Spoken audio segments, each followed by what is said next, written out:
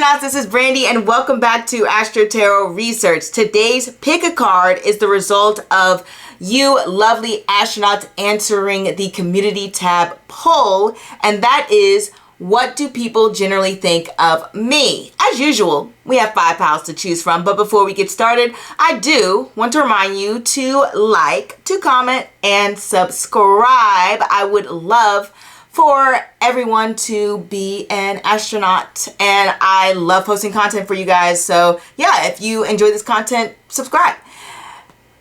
Before we get into these pals, I do want to remind you that you can check out my TikTok for just general life updates. I vlog, sometimes I chat about things. And for astrology insights, you can check out my Instagram. I have some studies posted. All of those links will be below in the video. Now let us jump into these pals. We have pal number 1, pal number 2, pal number 3, pal number 4, and pal number 5. So let's not waste any more time and just sit back, relax, and choose. Hey pal number 1, let's get started on what people generally think of you. We have the 5 of Cups, the Lovers, the 4 of Pentacles, Strength card. We have Virgo. Sorry, I was looking at it upside down. We have You Make a Huge Difference. And your Nakshatra card, Purva Ashada. Okay. Let me get this organized here. All right, interesting combination of cards here. We have the 5 of Cups, which people may feel like there's a part of you that is, I don't know about longing for the past, but in a sense, missing some things that you no longer have. And because the Lovers card is there, it's either going to literally be like some sort of missing an ex, or friendships, or even bonds that you may have. There may have just been people in your life who were close to your heart, loved ones who are no longer there, and you wish they were. And I don't think there's anything that is wrong or needs to change about that. The 5 of Cups is all about grieving and allowing yourself to process those feelings of loss if you have been in situations like that. If you have lost someone close to you, if you've lost friends, if you are just simply missing situations that seem simpler, because sometimes the Lovers is connected to Gemini, and Gemini can represent things that are like childhood development. So maybe missing simpler times of your childhood, which happens to a lot of people. A lot of people look back and they're like, wow, I remember when I was 5 and things just weren't this complicated, and I miss those simpler times.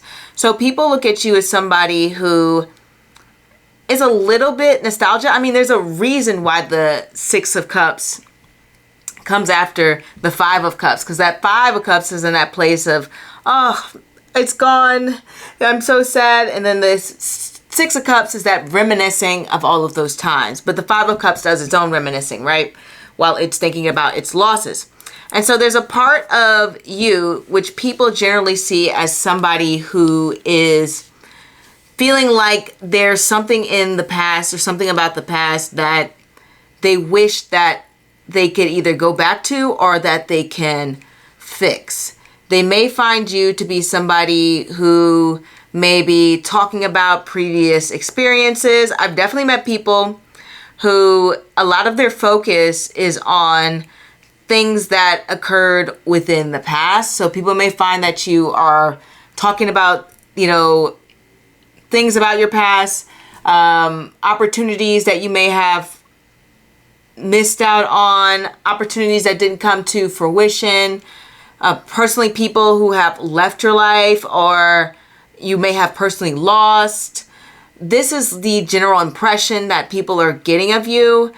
And then also we have the Lovers, and it can represent technically a connection that was like let's say you had a best friend, and the 5 of Cups is like, oh wow, I used to be close to this one person, and that person betrayed me, or we just grew apart, and I wonder what happened to that person, or something along the lines of that. Whatever the case may be, this is just how people are viewing you. And then on a less sort of humanistic or human level, the Lovers can represent sort of thinking along the lines of, I miss when I used to ride sailboats as a kid, or I miss skating around, and do I wonder if I still have those skates, and can I still skate? Do I even still know how to do that? Like, it's kind of like thinking about all the things you used to do, and possibly even wondering if you still have those skill sets, if you can still do those things,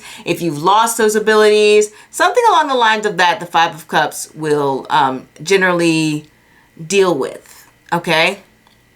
It's a circumstance that we wish we could get back. We wish that things didn't have to end that way. We wish that things could have been different, but they're not. And so this is generally how people are viewing you. They're viewing you as somebody who may even struggle to let go of the past. Like, this is a silly example, but I did get the Five of Cups when it came to me breaking my laptop a couple of, was that a couple weeks back or 2 or 3 weeks back? I don't know. The time has flown by, man. It's been wild.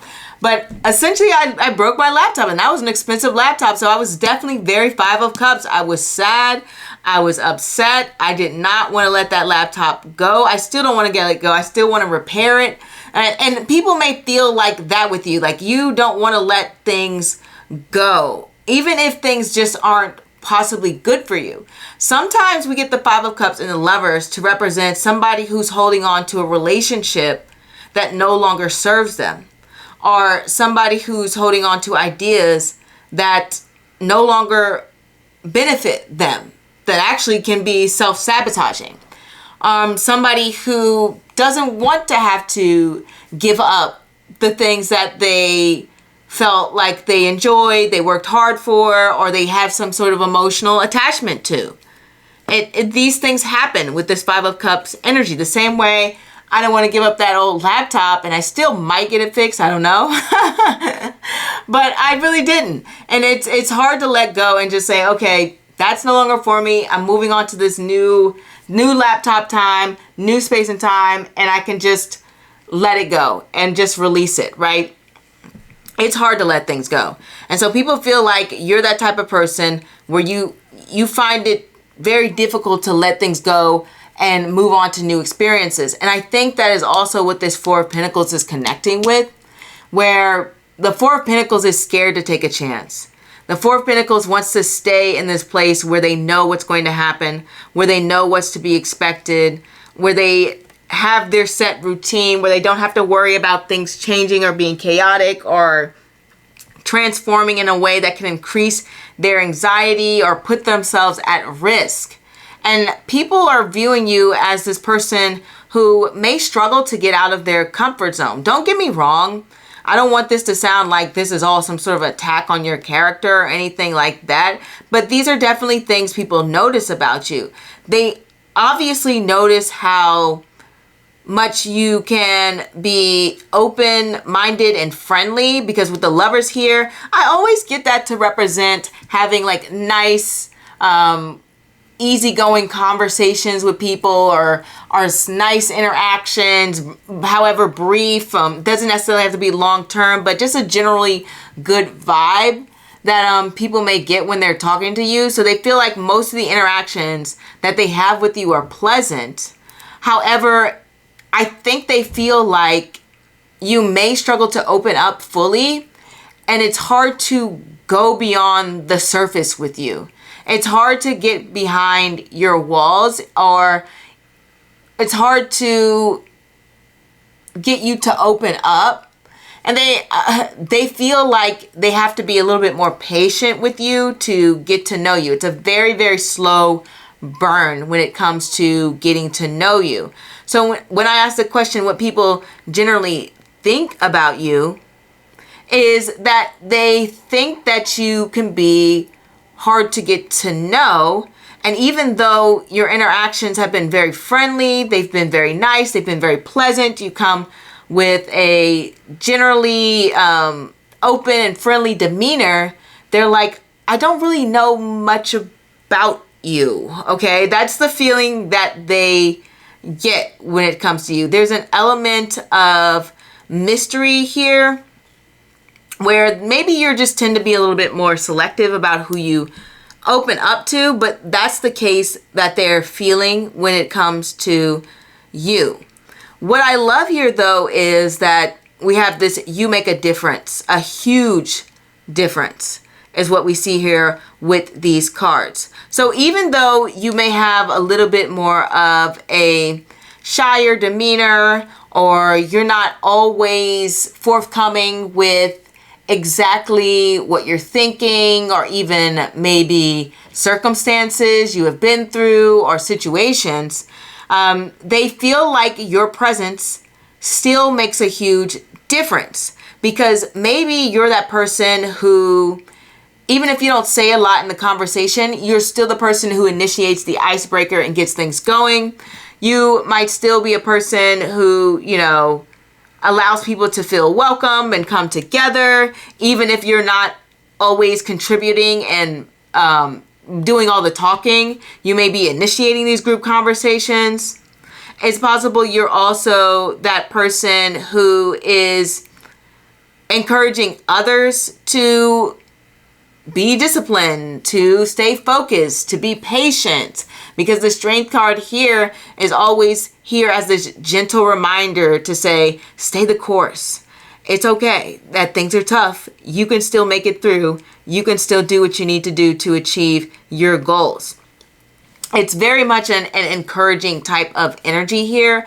And then also it kind of makes me think with this Strength card and the Five of Cups that you have a large amount of emotional strength that maybe people in your peer group or people around you, they are noticing about you. Generally, they find you to be somebody who can be quite empathetic towards other people's losses, other people's troubles. When other people are going through turbulent times, they feel like you're somebody who can be there to comfort them and offer a shoulder, okay?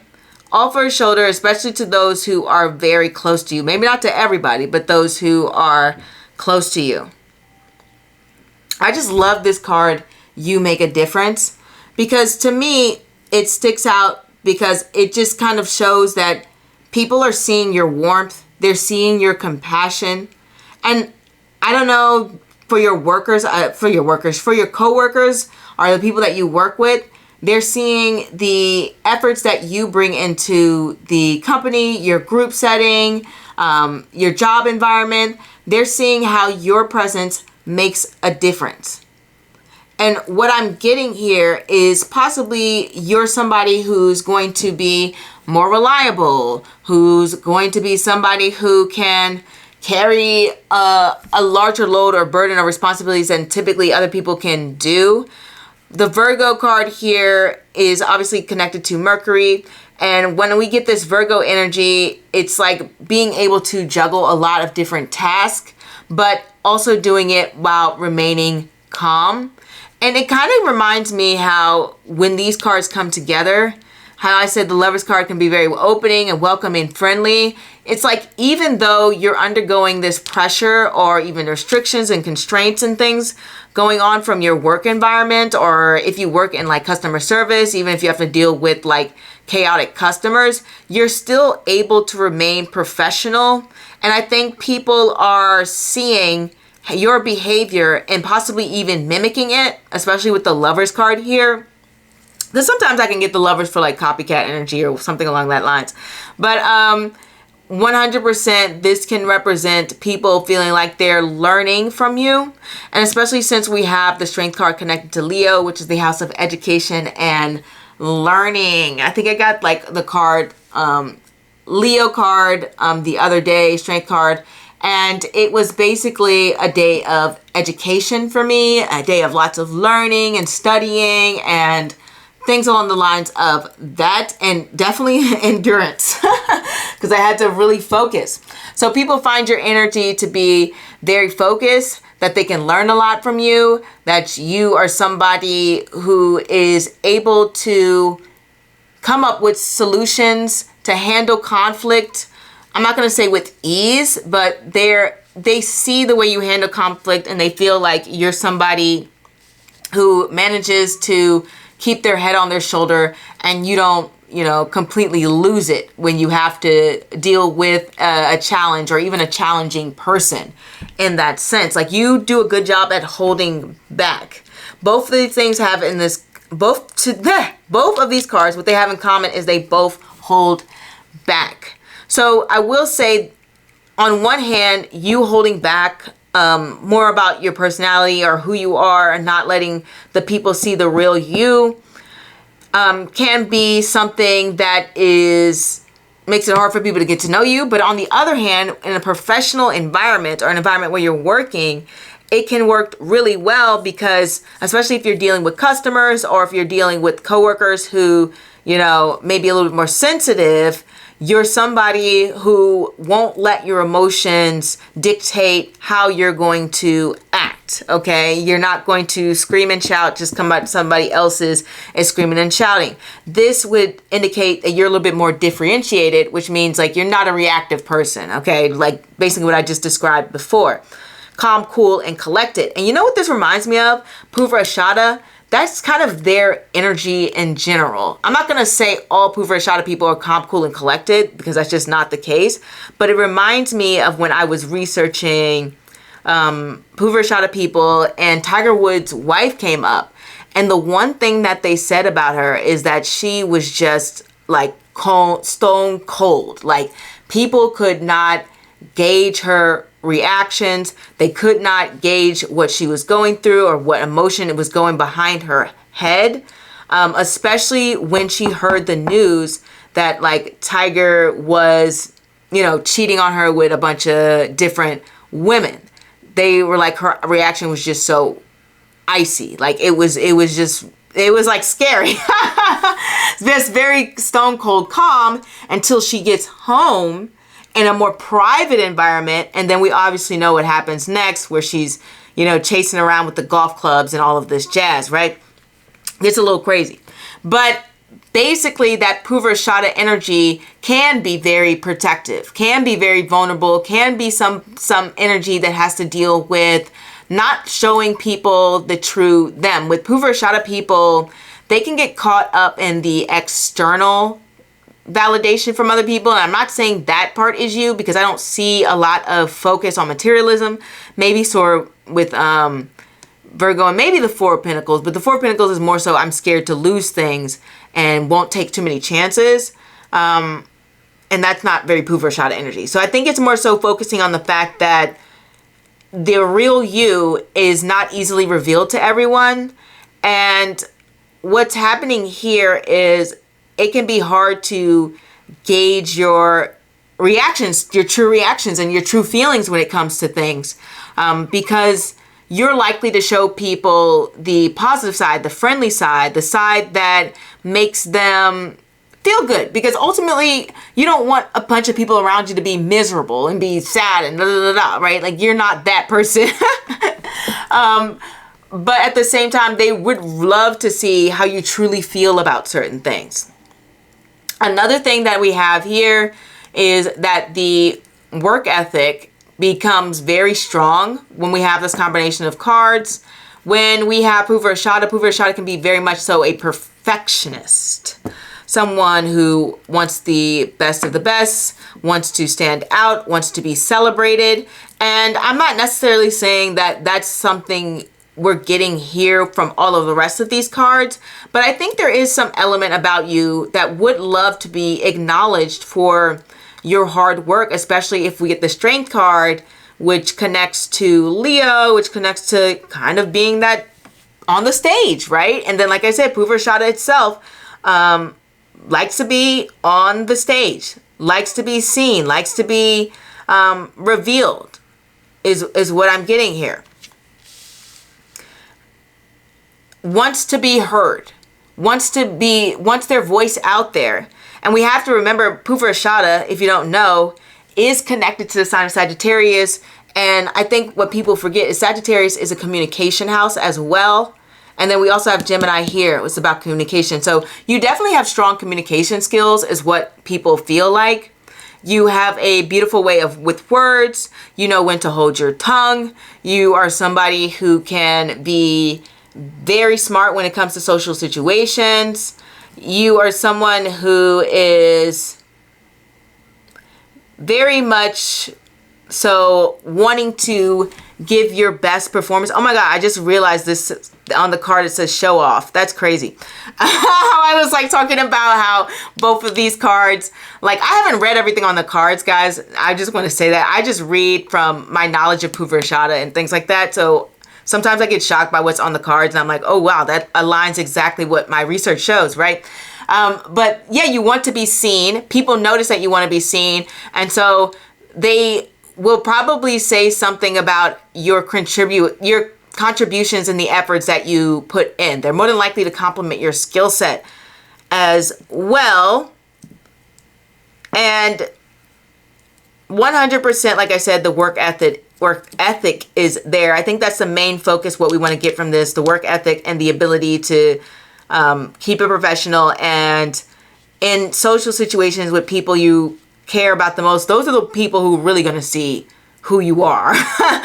The ones that are really close to you are pretty much the ones that really get to see the real you, which can be very fiery, which can be very adventurous, but at the same time, like I said, people feel like you want more from the current situation that you're in. Generally, your vibe is, or the general, what people generally think of you, they feel like you want more from your current situation.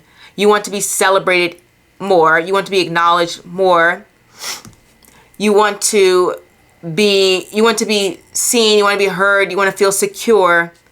You want to maybe be able to open up, but it's more selective energy. It's more like I selectively would like to find the right people I can open up to. It's not necessarily I want to open up to the world. Like that's not the energy here. And then people may feel like you travel a good amount. I don't know if that's like for pleasure or work, but they may feel like you come across like you travel a lot or you're very cultured and knowledgeable, because both of this Leo energy and the Sagittarius energy have to do with education. And so there's something about you that comes across as very knowledgeable. Same with the Lovers card. Lovers is connected to lower level education, but also skills. So something about you comes across as highly skilled, highly educated, not very communicative, good with communication, good with small talk in particular, good with those exchanging those pleasantries. Very much so. And great with managing social situations without having to reveal too much about yourself.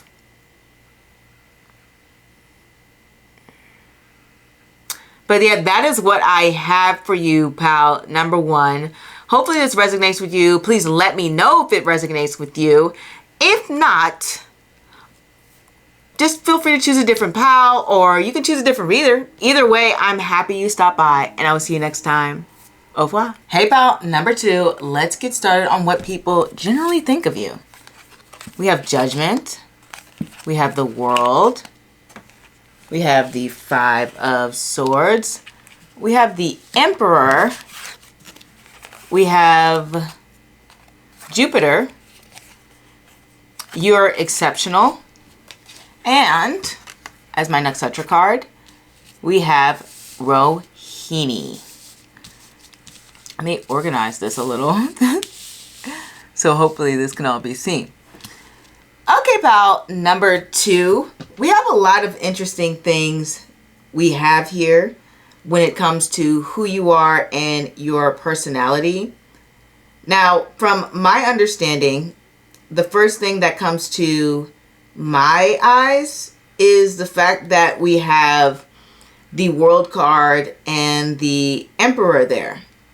And when I see those two cards, it kind of gives me this vibe that you have a lot of successes, or people view you in general as a successful person, or somebody who has a lot of power or influence, or just somebody who's a very well-rounded individual, someone who can be wise, somebody who's seen as a leader, somebody who, like this card says, is exceptional.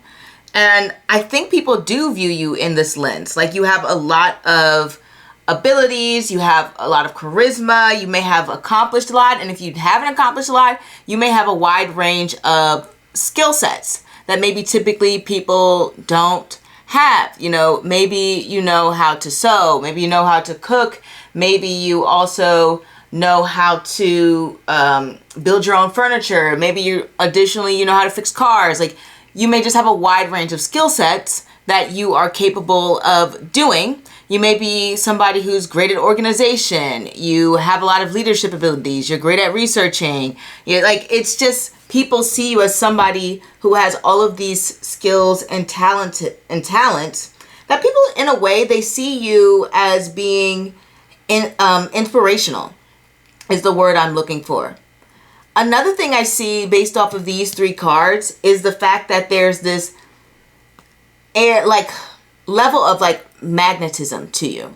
Because when we have the World card, I often see the World card as like somebody being the center of attention. Same with the Emperor. Like, if an Emperor was just to come down the street, you would probably expect a parade, or you have like a cascade of cards, kind of like a president or a prime minister or something. Like, it's known that they're coming through, right? So when you enter the room or when you come through, you have this large presence.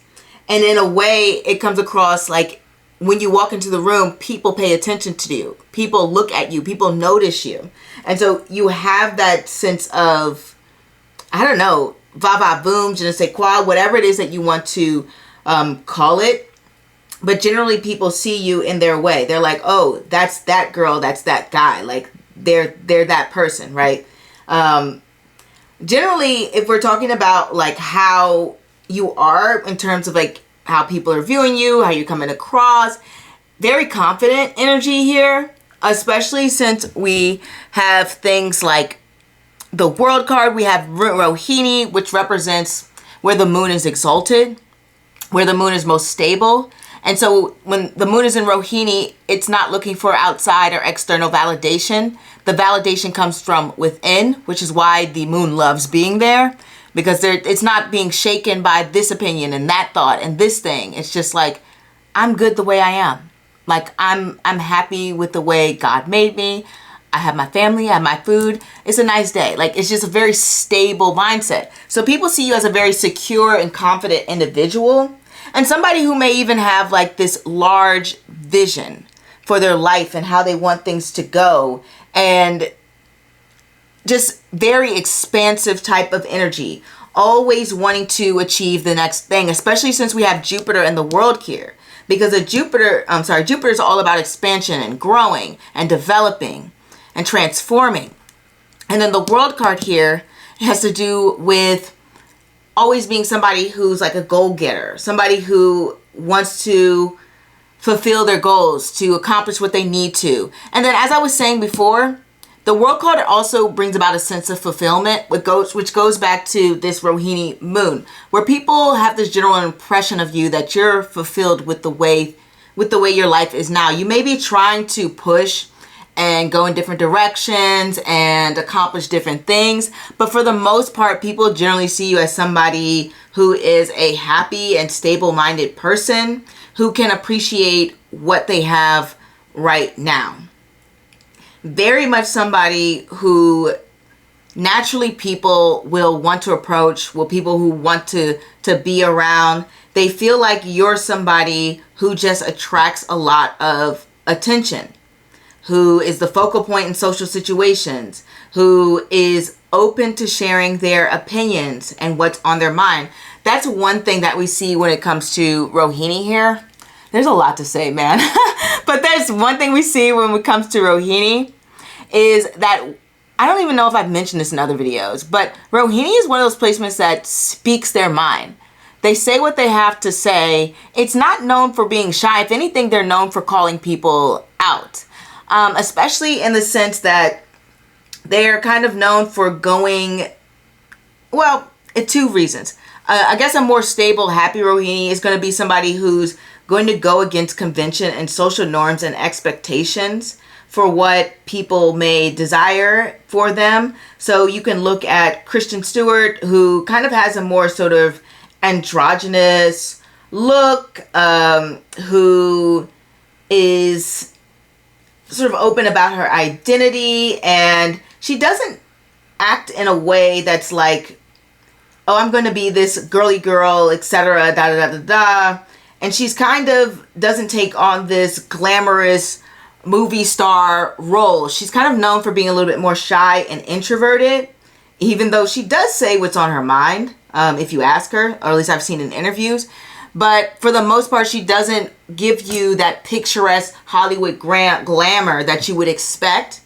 And then we can look at somebody kind of like how Mindy Kaling, now she can be controversial. I mean, technically, all Rohini people can be a little controversial, but we're not going to get into that.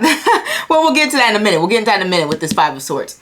But essentially, for Mindy Kaling, she became more so innovative because there was not a lot of South Indian representation in the media, especially in the early 2000s. And honestly, there still isn't that much.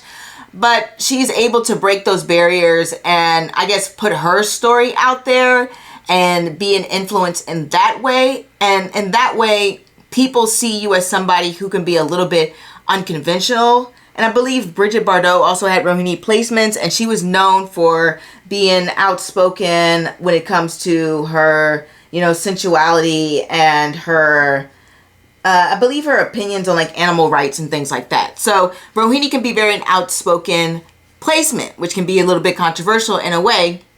So people see you as as somebody who is not afraid of conflict. And I think that's what this Five of Swords energy represents. It can represent a lot of things. But we're going to start with one of its best representations of the Five of Swords. The Five of Swords is about not giving up, which is about this World card here. Very similar to I'm not giving up till I reach my goal. Like, people see you as that mindset. Like, I don't care who's in my way, like what's going to happen. I'm not giving up till I win. Five of Swords it's a win or win. Like, it's a win or nothing mentality. So the ambition is there. The I'm going to get what I want is there no matter what. The ability to never give up and to take each defeat in stride and kind of say, okay, I've learned from that situation and now I can move forward. So people feel like you're somebody who's not afraid of a battle, who's not afraid of a challenge, who's not afraid of conflict. They see you as the person who will be outspoken about what they have to say, who doesn't care if they come in and they're a disruptor, who doesn't mind if people get upset or mad at them. You're just like, I don't care. Like, if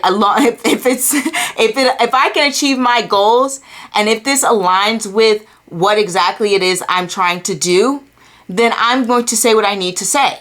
So this is people seeing you as being this very open and outspoken individual. Now, sometimes with the Five of Swords and this Emperor energy, it can be like, whoa, you're very blunt and you're very direct type of energy, which can rattle people in a way where they feel like, oh, the wording might be too harsh, or the energy might be so maybe shocking in a way, or just it catches people off guard. Okay, but you are definitely a person who is speaking what's on their mind, is what I'm going to say. Opinionated and speaking what's on their mind. That is how people see you.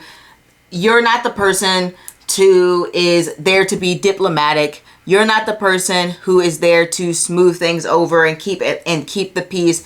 They see you as somebody who has this boss type energy. And in some cases, maybe for 30% of you, you might be like, it's my way or the highway, because this combination can do that, right? It can do that. But I will say with this You're Exceptional card, people definitely feel like you stand out. They feel like you stand out in a way. And what I love about this is with Rohini here, it lets me know that you're at least more than likely going to challenge societal expectations. And that can that can personally do with, how do I say it? Challenging, the expectations that people may have on you when it comes to how you should live your life. And I've mentioned this before, but in my study of like who has kids and who doesn't have a lot of kids, Rohini came up high in both. So they're either somebody who's going to have a lot of children and really sort of like conform to the societal values, or they're going to float to the other side and be someone who's like, I don't want any kids at all, and really challenge what's to be expected of them from society. So they can have these very strong opinions. From this reading, I'm getting you're more so on the I'm going to challenge society's narrative, because we have this Five of Swords energy, and that's all about challenging things and changing and going in a different direction. So people see you as more so, I'm going to do my own thing. I'm going to challenge what's expected of me, and I'm going to break away from any cultural influences that don't meet my needs or serve a purpose in what I'm trying to accomplish in the long run. Judgment here represents you being the type of person who is going to evaluate situations, who isn't going to harp so much on the past. You want to evolve, you want to transform, and you want to move forward.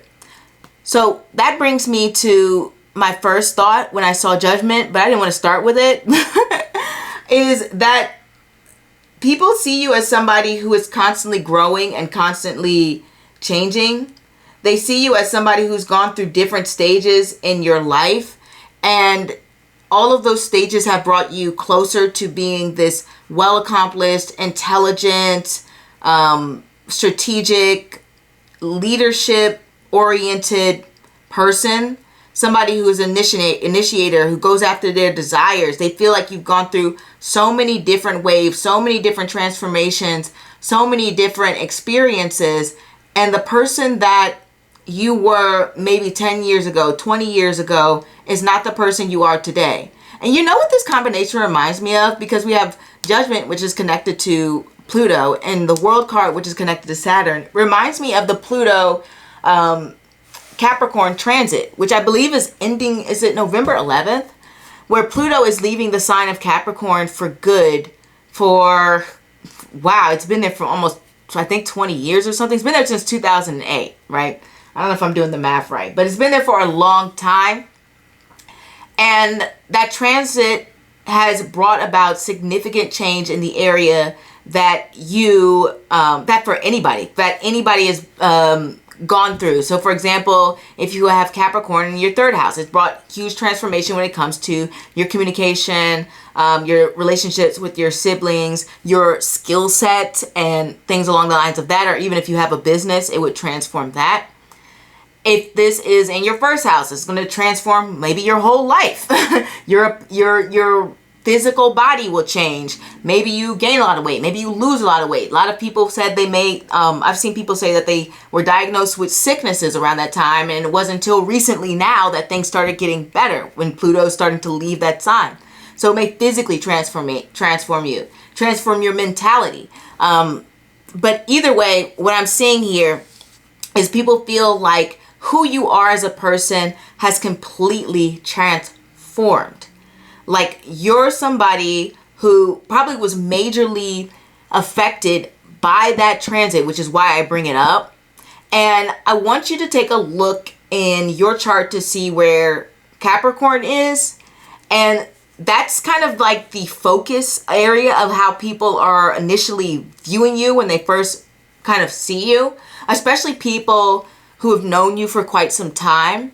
They're looking at you through that lens. So for example, if this is generally like your 10th house, people are looking at how you may have completely transformed your career. Like somebody like I think the CEO of Red Lobster, who went from waiting tables, I think it might have been at Red Lobster, but waiting tables at Red Lobster, to being the CEO of Red Lobster. You know what I mean? Like that's a huge career transformation.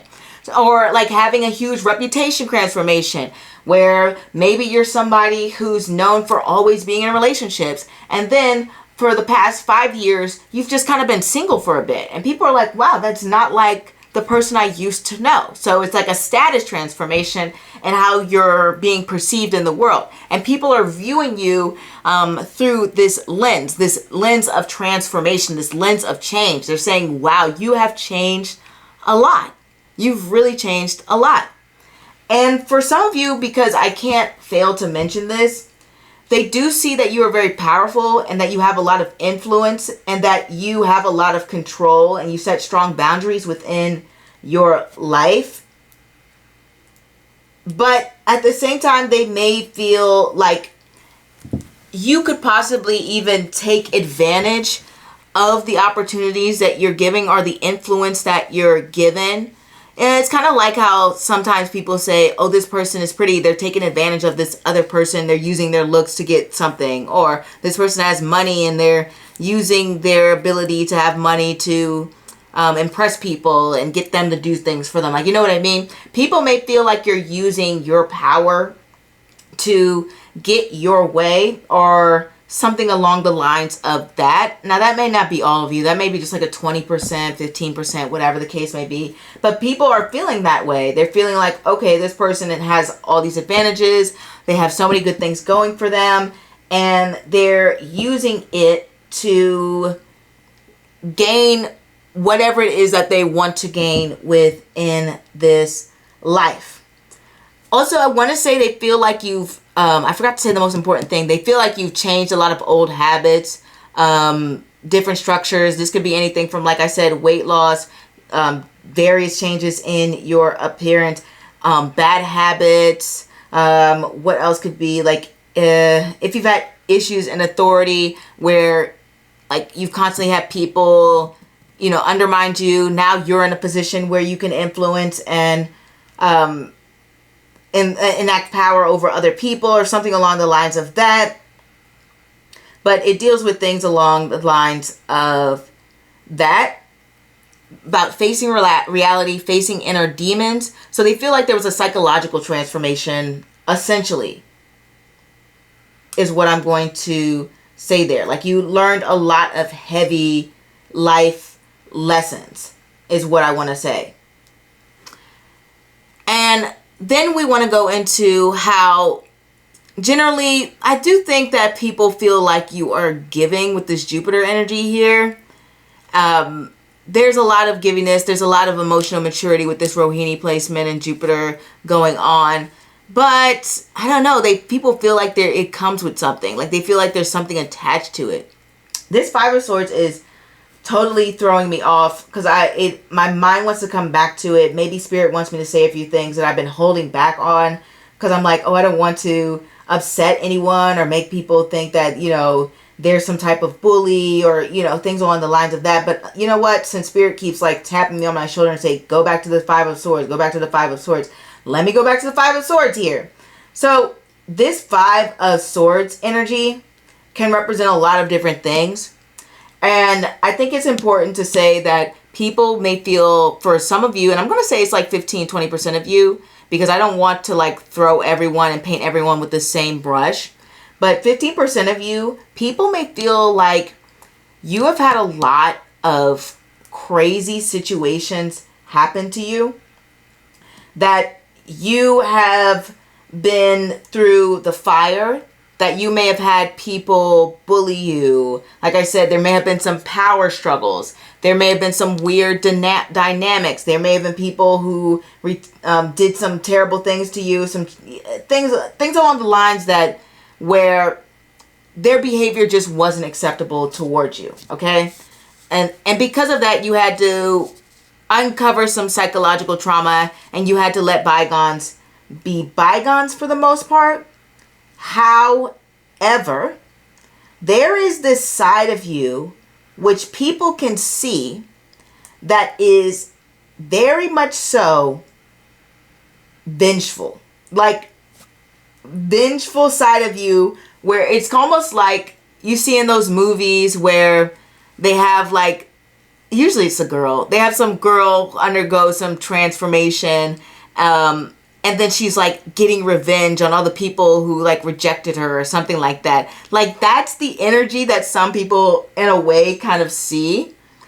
And it doesn't necessarily have to be that situation, but people feel like you're the type of person who's going to hold on to that grudge. You're like, I'm going to wait for my moment to strike to get my revenge. They feel like some of you are ready to enact your revenge. You are coming with this karmic Saturnian-like energy of the World card where you're saying, I'm going to come full circle for your behind. Like, don't get comfortable. It's Saturn return energy here. You know what I mean? Like, that is you. They feel like you have that vicious Kill Bill force behind you. Okay? Where you're like, I will get my revenge.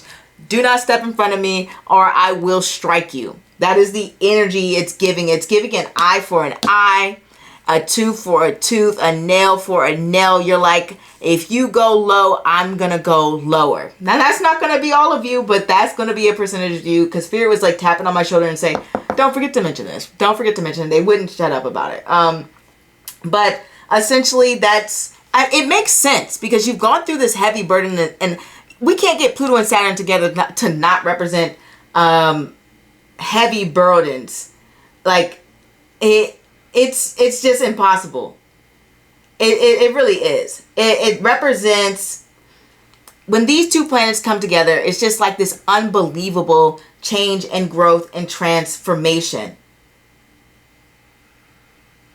It's about enduring the most intense hardship and coming out of it and helping dismantle behaviors, patterns, systems that have been not serving you or other people for some time. Okay? And I think in the process of that, you're like the people who set these systems or did these behaviors. In your mind, for some of you, you're like, they don't deserve to get away with this. And that's the energy it's giving. I do want to throw that in there. Okay. I've said my piece with that. I've said my piece. Okay. But overall, it is about overcoming adversary, and people are viewing you through that lens. They also feel like there's definitely like an element of seduction to you with these cards here, especially since they feel like you are so disciplined. You have a lot of external force behind you. You're very motivated to succeed. I mean, obviously the physical beauty's there, but something that's really appealing people because is your power. Like, this is a card of power. This is a card of power. This is a card of power. This is a card of mental stability, which can be like a form of power. Then we have the you're exceptional. So there's like this powerfulness to you where people are just like, you are somebody who can be relied upon. You are somebody who has a lot of knowledge. You're somebody who has a lot of skill set. You're somebody who is very intellectual. You're somebody who's very organized. You're somebody who has undergone transformations and enacted them. You're somebody who has set rules and goals and accomplished them. Like, that's a very strong appeal. Like, they feel like you have such a strong mind. You have such strong focus. You have such strong energy. And it's coming through, and people find that to be highly, highly attractive, and in a way they find it to be very charismatic and seductive in a way. I'll say that. All right.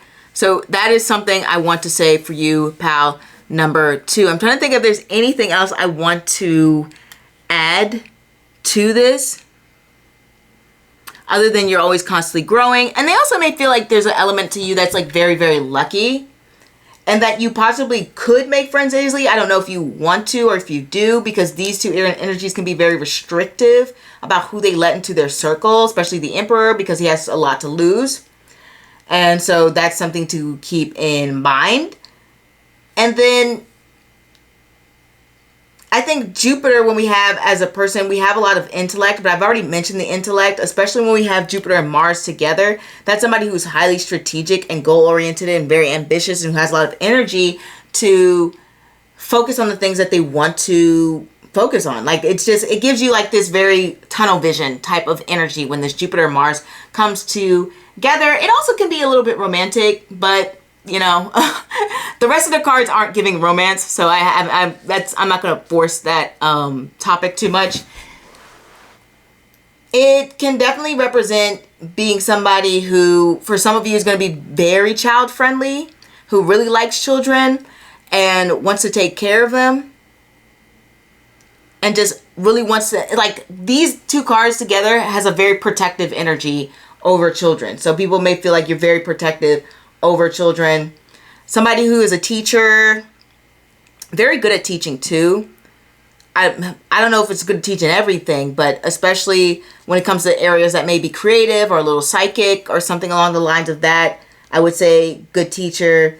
As I mentioned, strong visionary that's coming into the picture, and somebody who may have the ability to open up their mind and transform their beliefs. It may be hard in some cases, but when you really, you're willing to listen. You're willing to listen to other people's perspectives. I'll say that. This energy is like, I'm open-minded and I'm willing to listen and hear people out, is what I get here. You may not change your mind, because Rohini can be very stubborn in that way, and it's like, what I believe is what I believe, but you're opening to listening. And I think that's the first step when it comes to that. And they may feel like you're also constantly looking for the right tribe, the right people to be around and to make you feel at home. It's less so about the material things and wealth. Granted, you may love and want that too, but you really want that place that feels like, okay, these are my people. These are the people I want to surround myself with. These people make me happy. This is the group that emotionally supports me. And they may even feel like you can be emotionally supportive towards others. Granted, sometimes I will say sometimes people feel like maybe, 30% of you can be a little dismissive. But you may be working on that and growing, because all of these cards are about personal development and growing. So I just want to throw that out there. And the last thing I want to say is people feel like you're very fortunate and you know it. And you are somebody who counts their blessings. You're like, I'm blessed for this. I'm happy about that. And I'm grateful to have the life that I am in. So that is what I have for you, pal number 2. And let me know if this resonates. If not, feel free to choose another pal or choose another reader. But yeah, definitely comment down below. I want to hear what you have to say. And au revoir for now. Hey, pal number 3. Let's get started on what people generally think of you. We have the moon. We have the sun. We have the Queen of Pentacles. We have the Knight of Wands. We have Uranus. We have, if you can dream it, you can do it. And for your Nakshatra card, we have Uttarada Ashada. I love this. Okay, so pile number 3. What I love about this is that when we have the sun and the moon, it represents that you have a good balance when it comes to your personality. Because when I think of the sun and the moon, I think of night and day, which lets me know that you have a very dynamic personality, one that's likely to have a lot of radiance, a lot of joy, but then at the same time, you provide a lot of depth and a lot of, emotional intelligence and intuitiveness. And it's almost like there's like a never-ending pool of ideas, personalities, whatever the case may be. Like, it's like a well that people keep digging and digging to get to know you more, because there's always so many different layers to your personality, is what I'm personally seeing here. There's just a lot there. There's more to meets the eye, is essentially what people think when they are looking at your personality. It's almost like there's an air of mystery. There's an air of mystery when it comes to who you are and how people are seeing you, because they feel like you can be very funny, you can be very smart, you can be very warm, and at the same time, you can be this silly person and be also somebody very serious and somebody very thoughtful and someone very deep and someone who can be very empathetic, and you know, just you have so many layers to who you are that I think people feel like when they are around you, when they're getting to know you, that it's likely going to be this never-ending quest to get to know you, because it's like you constantly change, you constantly transform. There's always more to you. It reminds me of that movie Citizen Kane. It's like a famous movie where all of these people tell different stories about this man named Citizen Kane, and it all reflects that he has so many different aspects to his personality, depending on who he's around, depending on his environment, depending on who he's with. Like, he has so many different layers to his personality. And that's kind of like you, pile number 3. You have a lot of different variation and a lot of diversity when it comes to who you are as a person. And honestly, even the moon itself, moon energy is like, whenever I do a study on moon ruled energy, it's like it takes so long because there's so many areas to tackle. It really does feel like never ending, like this world is constantly expanding and I'm constantly learning more, versus other placements are a little bit easier to define. The moon is a little bit harder to pin down, and it makes sense because even the moon itself goes through different phases. So even without the sun card here to let you know that there's this dynamic energy that people are seeing from you, the moon itself goes through different phases. There's a whole dark side of the moon that is undiscovered. The moon itself in astrology can be known to be hard to pin down, known to be hard to stay in one place. The moon is a curious planet, wants to talk to people, wants to get to know them, and generally moon ruled people are going to be more adventurous and want to go out there and see the world and explore and just open their own minds and things along the lines of that. And you even find a lot of moon ruled people in fields of psychology because they're always sort of like analyzing human ruled behavior.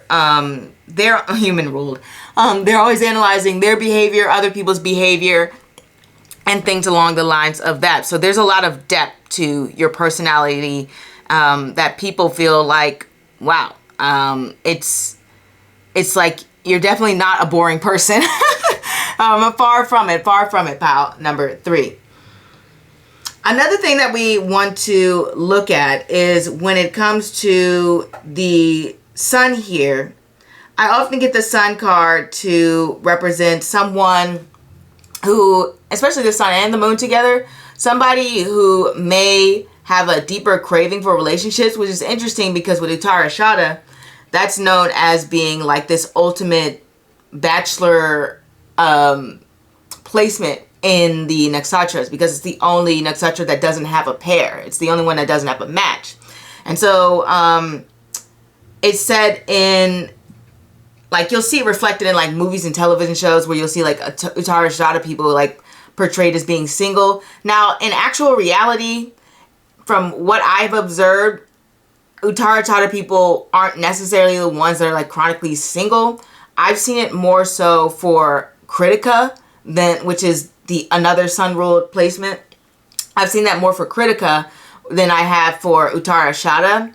But essentially, it's rules like having a lot of independence, not looking for some sort of outside validation, being somebody who will more than likely have a little bit more reliance on friends, who pours a little bit more into their friends, just very much so not the most committal energy in terms of romance. And so this can bring about, people may generally find you to be somebody who is maybe some of you chronically single, but then the other parts of you, people are seeing you as somebody who just prefers to be a lot more independent in their relationships. They see you as somebody who differentiates themselves from your partner. You're more than likely not one of those people who says we are happy to go to your party. Like, you're not going to put that combination on like we're intertwined we're together, we think as one in terms of a romantic relationship dynamic. I mean, the fact that we have sun ruled energy twice kind of focuses a lot on that independence, that wanting to think for yourself, do things for yourself, needing that sense of freedom. Every sun ruled person I know is super proud of the fact that they take care of themselves, that they are people who don't need anybody else to rely on. They can handle things on their own. They are focused on their vision and trying to achieve it. And they ultimately want to be the ones who will like take care of and take care and bring others under their wing. So people are viewing you from this life where you're more than likely playing this role of either like mom or dad and like taking other people under your wing because you yourself are like, I got this, I can do this myself. I don't need help. Like, or like you don't need much help or something along the lines of that. You're more so like, I can pay my own bills. I can learn how to get insurance for myself. I can take myself to the hospital. I can like, it's just like very much like very independent energy is what I get here when I see so much sun energy from you guys. And I really do think that that's a strong way that people are viewing you. They really do see that you're somebody who is able to take care of themselves, who not only, like I said before, take care of themselves, but take care of others. And I think that is reflective in the way that we have the moon card here too. Like the sun and the moon can come together astrologically to represent, in a way, like mom and dad. Really technically in astrology, it'd be more like Jupiter and moon, but we could do this way. But you'll see a lot of like authoritative guidance type of energy from these two planets.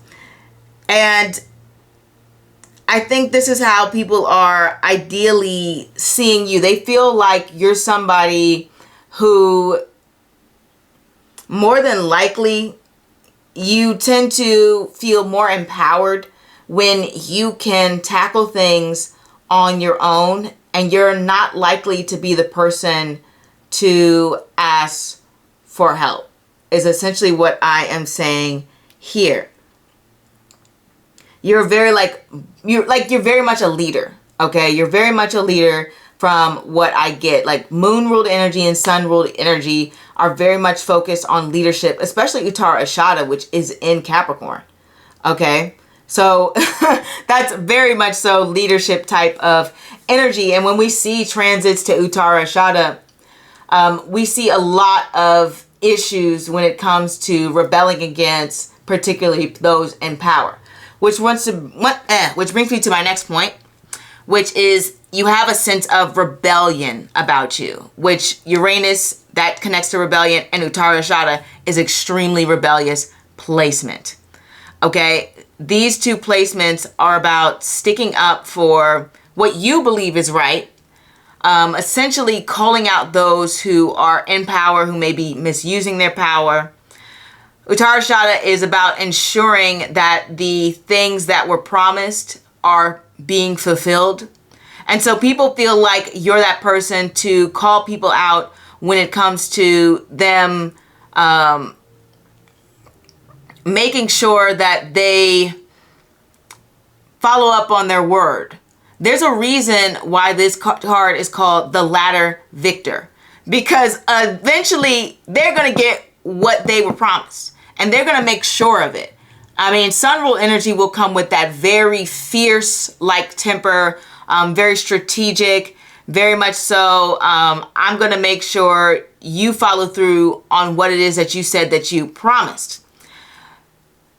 And people feel like you in a way, you are somebody, like, let's say if somebody owes you money, you're going to come to collect. And you're going to make sure that you get what was owed to you, no matter what.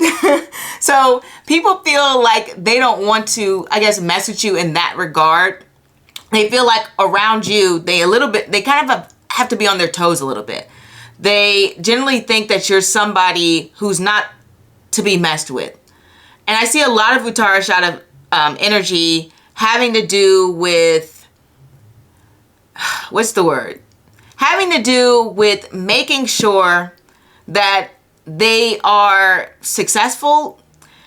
And by doing so, it's basically they are, for the most part, they'll follow rules up to until a certain point, and then they start to rebel. But how do I explain this? They will do not anything, but put in a lot of effort to ensure that they are achieving the passions and the desires that they want in this life. The only thing that stops them, generally with Uttarashada people, is the fact that they may have to take care of other people. And so they may put their own dreams on hold. So people feel like, yes, you have the ambition, you have the smarts, you have the skill set, you're putting in the effort, but because you may be taking on this sort of like parental figure for some people, which, like I said, Uttarashada does, as well as the sun and the moon can emphasize, those people may be holding you back a little bit, and it may be worth the sacrifice. Like, what's an example? I can only think of like shows right now. Like Everybody Loves Rita. That's like an Uttarashada type of energy. And you see how she is there taking care of her family. Her family is like essentially mooching off of her. Even her husband's wife, who was the mistress in their marriage, is like mooching off of her. It's like crazy.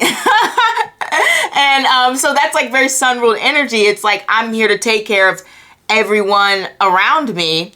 But in a way, because they are pulling so much on Rita's energy, they are intruding on her happiness. She can't fully live in her dream and her happiness because she has to make these sacrifices for other people, which she may feel is worth it. People may view you through this lens. They feel like you are the type of person to sacrifice more than likely your happiness so that other people can be happy, so other people can be fulfilled, so other people can have their joy. But I will say, because if you can dream it, you can do it. It lets me know that you're more than capable of achieving what you want.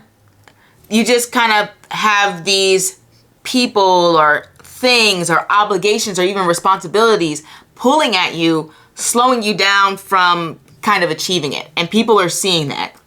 And it's not like they're viewing you in a way that's like, oh, poor this person or poor that person for not being able to achieve their goals. They recognize the sacrifices you have to make, and they understand that they are important.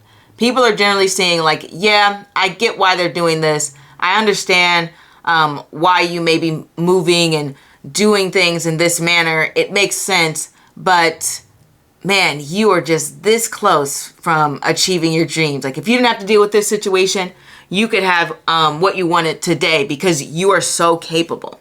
Pile number 3, like for sure. And I love how on this card we have success. Perfect.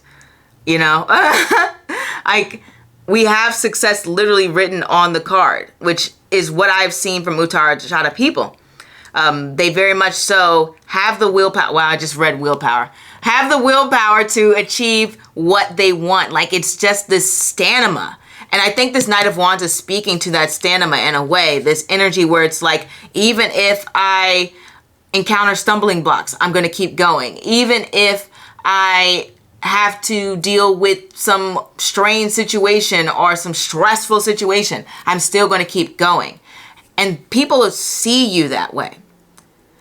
One thing though, we will say with these combination of cards and the sun, I can get that for, you know, people losing their temper, and that maybe just be like 20% of you. But I have to mention that these 3 cards can represent someone having a temper. And I will say, when it comes to domestic violence, Uttarashada was the highest ruled placement for that. So sometimes this placement, if it's going towards its negative attributes, which hopefully this is not the case for you astronauts, but if it's going towards its negative attributes, it can be very violent, which is why I said there's like a lot of force behind this nakshatra. So hopefully that's like none of you, but the temper could be some of you where you may have a temper. You may sometimes be upset when things are not exactly how you expected them to be, or if somebody's like, somebody's pushing your buttons, you may pop off, okay? Just want to say that you may pop off. And oh my God, I love how we have responsibility on this, which is exactly what I was talking about, like how this placement focuses a lot on your responsibilities towards either other people, other things, other jobs, and it involves sacrificing your happiness. You could call it the ladder victor. You can actually call it the ladder happiness, because it represents, it shows that you're willing to put in that work in order to achieve long-term lasting happiness and focus on, what's the word? Not instant the opposite of instant gratification. What do you call it? That later gratification, delayed gratification. You're focused more so on that delayed gratification rather than, can I get what I want now? Though sometimes you would like to get what you want now with this Knight of Wands energy and you're upset about it.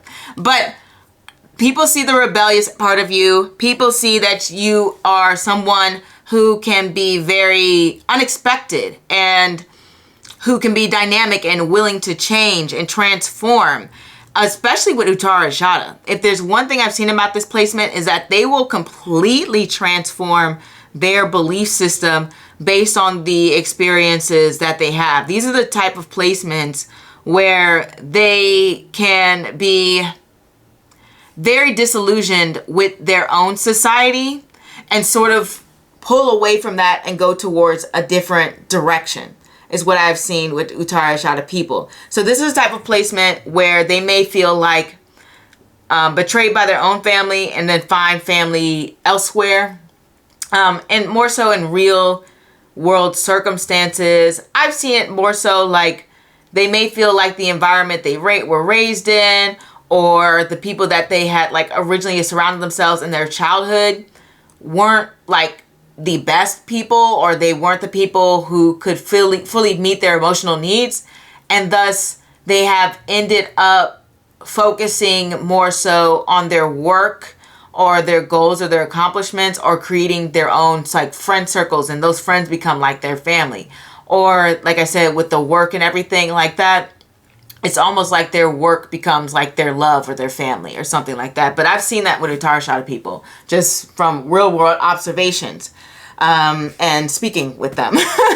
But yeah, so it's almost like their goals become their new family. Their work becomes their new family. Their friends become their new family because of this chaotic background they experience. And so people may view you through that lens, where they feel like the people from your childhood may not have been as supportive as, you know, it would have been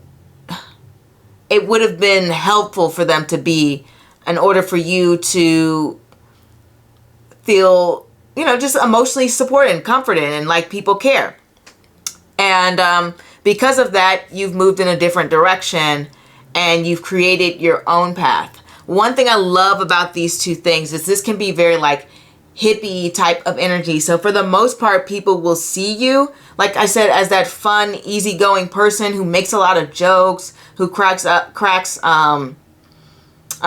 people up, makes them smile, supports other people, can be like very passionate, very bold, very, you know, outspoken about what you have to say, and who has all of these leadership qualities and is able to make the people around them feel good. However, this can, like I said before, this can almost be like people feel like you may not have as many people to lean on as you deserve, is what I'm getting here.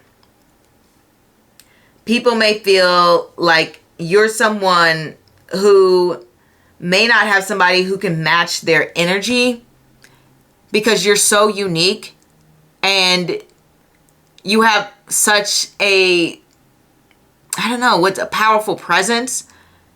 It's very hard for them to imagine someone, I guess, meeting you at that level, is what I'm seeing for this. But yeah, I see a lot of confidence. I see people feeling like you are a little bit eccentric in a good way. Eccentric in a good way. Very funny. Funny is like coming up a lot. Like people feel like you have an interesting way about looking at things, and that your personality can be a little bit quirky and unusual, and that you have this very like maybe even artistic side to you for some of you. I'm guessing that's at least 40% of you. Like 40% of you have this artistic side to you, which I can't emphasize enough. Uttara itself is a placement that focuses a lot on humor, but it can also deal with like these deep, dark emotions, kind of like how we have Sun and Moon here. I'm just think putting those two together, but it really can, because there's so much pressure behind it and so much weight. You know, I mean, it is in the sign of that Capricorn, that leadership, but you're definitely very unusual. You may have, for some of you, you may have like a very unique lifestyle, maybe, or just a different lifestyle that's not as popular. Like, for example, you might just be like vegan or something like that, which, I mean, it's more popular now, but it's still not the most common lifestyle. This can also represent making non-traditional choices. So, for example, like Uttara said before, like this long-term bachelor type of vibe, which most people try to, you know, get married, start a family, etc. People may feel like you may be like a bachelorette, a bachelor, and or somebody who may not want kids, or somebody who's focused more so on their own independence and wanting to be less restrictive. Maybe you choose an unconventional career path. If you have a business, or if you just work for someone like a lawyer, you may have like very unusual clientele. This combination can represent somebody who just has a lot of like wild stories, because you have a lot of interesting things that happen to you with all of these cards here. And somebody who's going to be more than likely, I want to live sustainably. Like I said, Uttara and these two cards can represent being very non-committal in a way. So this can be in a way like polyamorous relationship would be something that might be for a small percentage of you. Because it, like I said, this represents a very unconventional lifestyle or how approach to things. This can also represent somebody who just kind of like travels and is like a digital nomad, something like that.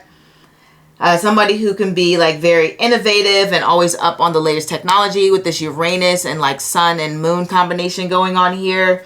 That represents somebody who's more than likely interested in this futuristic way of thinking. People feel like you are adaptable to change, that you are an unconventional type of character, that you can be spontaneous, very dynamic in the way that you portray yourself in your work, your social life, whatever the case may be. And this can also representing have a strong passion for the things that you do, and that you're always gaining something new.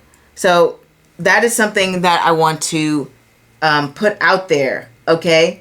But then also, like, you probably wouldn't want a whole bunch of attention on you at the same time too, because it can restrict your openness and your ability to be free, which is something that you very much enjoy. And that's how people generally see you, okay? Or generally think of you, pal, number 3. And that is what I have. Let me know if this resonates. If not, feel free to choose another pal, or maybe I am not the reader for you. Either way, I'm happy you stopped by. Au revoir. Hey, pal, number 4. Let's get started on your reading on what people generally think of you. We have the Devil. We have the Tower. We have the 6 of Cups. We have the 9 of Wands. We have Mercury. And we have Hang On to Your Dreams. Oh, and our next Nextra card is Ashleisha. So I think I mentioned this before, how Ashleisha can be this very controversial type of placement, because though though they can hold their tongue, they don't always choose to do so. I've seen quite a few Ashleisha people just have a lot of controversial statements. And that to me is what I'm thinking of when I see this devil and this tower card come out. Because when we have the devil here and we have the tower, it's almost like people feel like the things that you say are really out there, man. You may talk about things that people typically may avoid in conversation. Maybe the two big ones, avoid religion and politics. You may not avoid those things. You're not afraid to rattle a few cages, push a few buttons. Not only that, but when I see these cards and Ashleisha, I often see somebody who's not afraid to challenge somebody's opinions, who's challenging somebody's thoughts, who isn't afraid to just ruffle feathers and shake people's foundations and to see if where they are coming from has any substance to them. So an Ashleisha a smart Ashleisha person, or an Ashleisha person who's like truly within the full essence of Ashleisha, they're more than likely going to question. They're going to question people's traditions, thoughts, behaviors. Like I said, this devil card energy and the tower, this can be like breaking away from energy that is just destructive. For example, and this is an example, I was watching a video and one of these people was Ashleisha and one of them was Sustavisha. And the Sustavisha person said, hey, I'm very traditional. I grew up in that old school environment. And the Ashleisha person immediately questioned that and was just like, well, when do you think it's time to reevaluate those ways of thinking? Like, when is it time to grow? When is it time to readjust your thinking level and to see if it currently aligns with, I guess, modern society, who you are today, your values, and what truly works and is acceptable. Maybe acceptable is not the right word. Healthy within a relationship.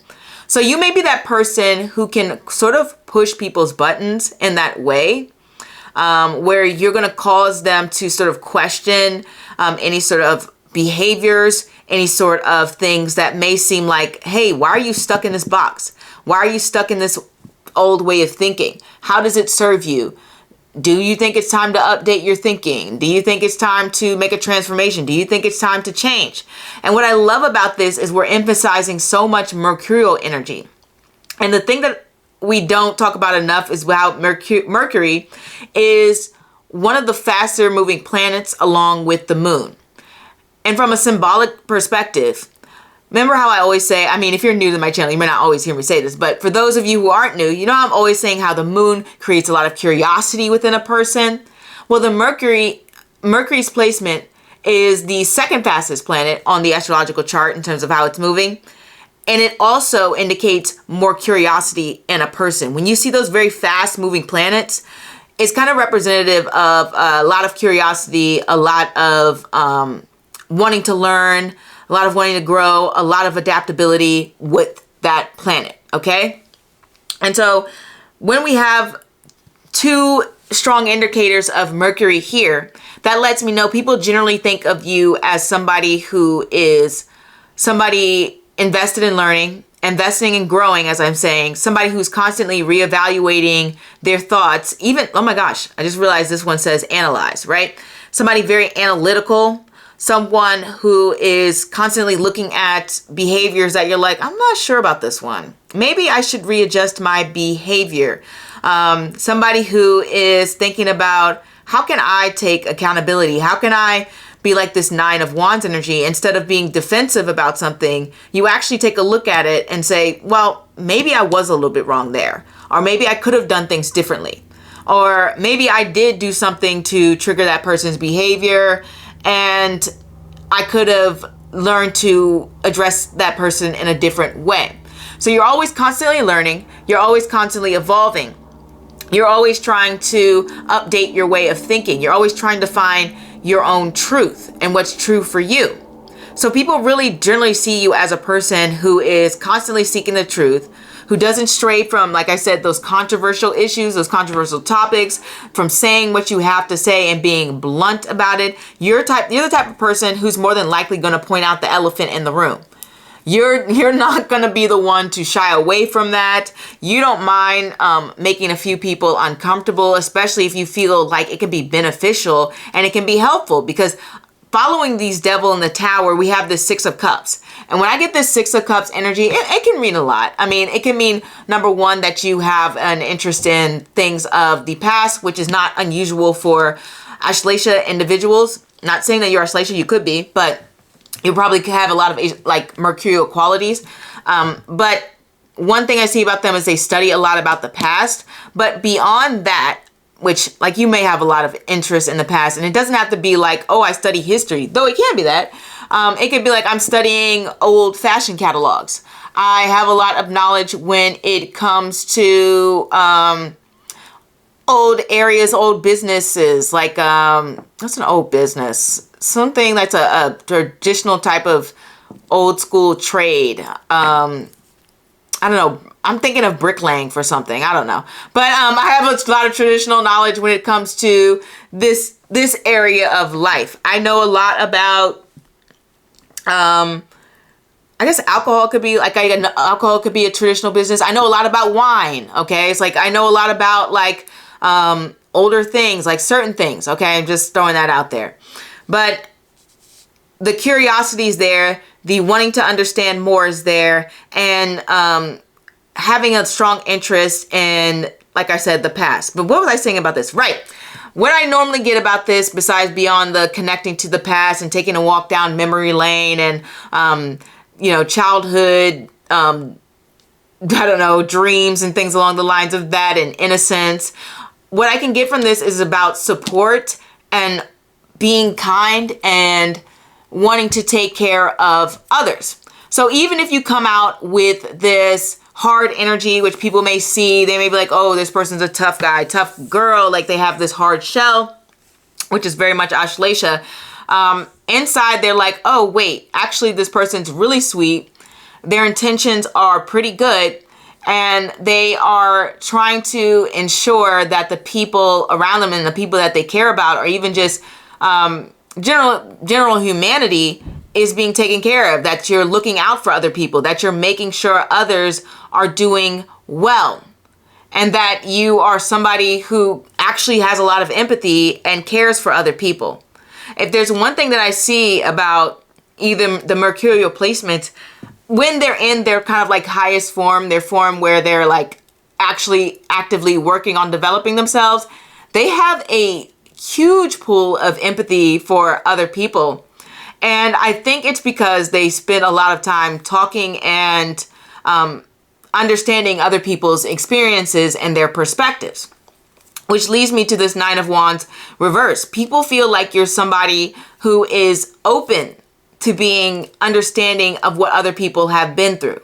They feel like you're somebody who is willing to listen, willing to take in feedback, willing to like I said, just have conversations about tough issues. Like I said here, be honest, be upfront. Let people know your dirty laundry sometimes with this combination. Like the devil is like throwing out their dirty laundry. The tower is that moment where it's like, here it is. Here's me revealed. Like, here are my vulnerabilities. Here are my weaknesses. They may feel like you're an open, vulnerable person. They may feel like you share a side of you that is hard to share because it's a side where you feel like this is an area that might be a weakness for you. And so you might be one of those people who's willing to be open about that. And even get into hang on to your dreams, which for me, I feel like with this spread really connects with trying to stay course on your true path. They feel like you're the type of person who, even if you have been through these really wild experiences, or even if you yourself have developed behaviors or patterns that were resulted from that experiences. Like, you know how some people might grow up in an abusive household and then they themselves become abusive. And if they actually take the time to analyze and change and transform their behavior, then they can look back and say, oh, great, like, I don't want to be that person anymore. I actually want to bring kindness and love into the world. And that does happen. Not enough, but it does happen. So they may feel, not calling you abusive at all, pal number 4. I'm just giving examples. I want to make that clear. But I was just giving an extreme example. It may not even be something like that. Something that could be like a bad habit that you may have developed due to the situations you've been in could be something like negative thinking. Like people who grow up with very critical parents can often be very critical of themselves and can often talk very down to themselves and can say, oh no, I can't do that. I'm not capable. Oh, I'm really dumb. That's never going to work out for me. Like they can have a negative way of thinking that they have to break out of. And I really feel like for you, pal number 4, you may have had some sort of habit or way of living or thinking or just whatever the case may be that wasn't suitable for you in the long term, and you decided to do something about it, or you're currently doing something about it and actively doing something about it so that you can live a more fulfilled life, a life that is less about having these strong defenses and more about caring for people and caring for the ones you love and being open. You may have even come from an environment where you couldn't be vulnerable, where you couldn't open up, because you would have been struck down or things just wouldn't have been a good situation for you. And then now you're just saying, you know what? I do want to hug my loved ones when I see them. I do want to hold hands with the person I love. I do want to call them every day. Like the affection grows. So people generally feel like you are a very like affectionate person. One thing about Australasia is they can be very romantic. And I really kind of got a little bit distracted from hang on to your dreams. But essentially what I was going to say is that people feel like you are doing your best to hang on to this energy of almost like childlike innocence. And what I mean by that, because let me clarify that, what I mean by that is you are trying to remain open and not jaded from life because of all the experiences that you have. Because with the Devil card here and this Australasia card, which, whoop, whenever I look at Australasia stories, they are like tough, man. I'm not kidding. Like it's something serious. With the Mercurial placements, they can go such a long time. I see so many, like, let me pause because I'm like rambling. I see so many stories about Mercurial people having such a deep loneliness. And so for you, pal number 4, I'm not saying people think you're lonely, though that could be the case for maybe like 20-30% of you. But what I'm getting here is that people feel like you have a deep desire for connection. You want to connect with others. You don't want to have these strong defenses. You want to remain like the children, how they're just so, most of them are so open to getting to know people. They may be a little shy at first, but then they're open to all sorts of characters and people in their life, which is why you have to like teach them stranger danger, right? Because that's generally like how they act. And so they see you as somebody who's doing their best to remain open, who's trying to communicate, who's trying to show people who you truly are. And I guess for some people, I think at first it can come off a little bit like, whoa, this is a lot. Or maybe they misinterpret your energy as being more combative, or they interpret your energy as being a little bit more shocking or something along the lines of that. They're just a little bit caught off guard, maybe even mean, because Australasia, I'm not gonna lie, Australasia is known for being mean and very cutting, right? They have that like very protective mechanism so that they don't get hurt, so they can come off like very mean and things like that, almost in a way to like test people to see if they will leave or they won't push them away or something. And it's a psychological thing that people do. Like if they have a lot of people who didn't treat them right in their life, who were absent or maybe even abusive to them, usually they can be kind of like, sometimes they can be a little bit like bullies to their friends, or they can have like a lot of like mean back and forth banter or something like that, because it's just a lot easier to show affection that way instead of just saying, I love you and I hope you don't leave me. So you may find that people may feel like there's almost like this sort of banter type of energy with you in a way. But once they get to know you, like I said, they see like the vulnerabilities inside.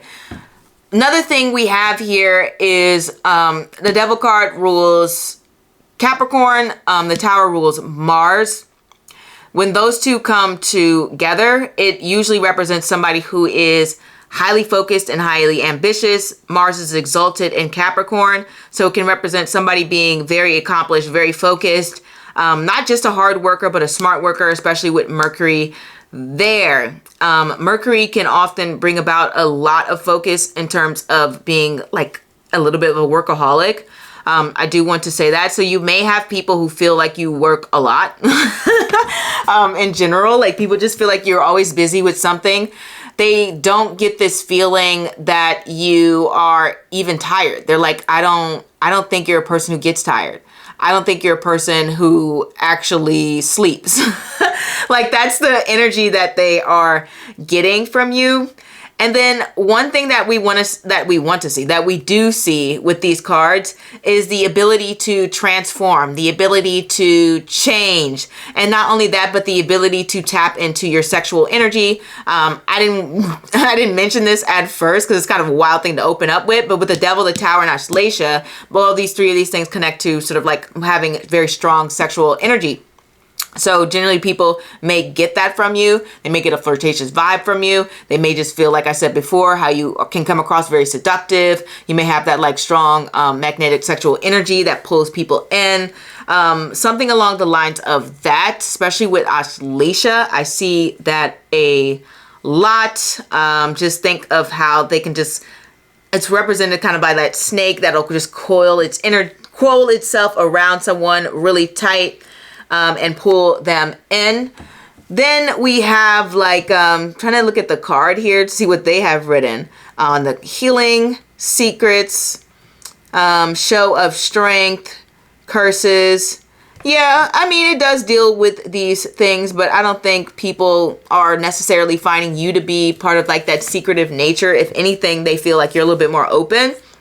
Possibly too open, but like they just feel a strong sense of like I said, seductive power to you. Like they feel like you're somebody who knows how to charm other people, who might be very much in touch, if you're a woman or maybe man too, in touch with their soft skills, feminine nature. What's that female archetype? Is it the seductress, the siren? Maybe that's what I'm thinking of, like kind of like siren energy here. I've already talked into how you're constantly changing, maybe even changing your specific physical appearance. But obviously, as I talked about, the ability to be analytical, the ability to update and see if those current ideas still stick with you. We've kind of gotten that around somebody who can be very communicative, somebody who can analyze other people and predict other people's behaviors and try to understand them on a certain level. Like you go about things in a very analytical way. I mean, I think we already said that. At this point, I'm just repeating myself, and I think that kind of covers everything that I have for you, pile number 4. Generally, like I said, people have a very strong impression of you. Like you'll stick in their minds for quite a long time. Yeah, that's what I get. They may even feel like you have a very active dating life for some of you. Like very, very active. Even if it's not true. Because from my experience, I see a lot of Auslasia people who just kind of like stay at home or something, or they don't really date a lot, or they might hook up with people, but they may not be in more of like a committed thing, or they may go through various different partners or something like that. Just very non-committal energy with this, which people may generally feel that from you. They may be like, oh, this person's like a player. This person is like, they date a bunch of women. They date a bunch of men. That's the vibe. With this card, especially with the 9 of Wands reverse, that's like non-commitment. Auslasia people can be difficult to commit, but once they do, it's like, wow. The Devil card, also non-committal, and the Tower is too destructive to commit to anything. They're just going through a lot. So that is what I have for you, pal. Oh, and also Mercury. I also see a theme with mercurial placements that have to do with being interested in multiple different people. So, or being like this third party in a relationship who's like coming in. So this, like, I don't know. I see this a lot with mercurial people, where they may have to deal with these love triangles going on. So people may feel like there's a very non-committal type of energy for you, generally. But that's what I have for you, pile number 4. I've said that like a billion times. Let me end it. Please let me know if it resonates below. I would love to hear your feedback. And if this doesn't resonate, feel free to choose another pile, or you can choose another reader. Either way, I'm happy you stopped by.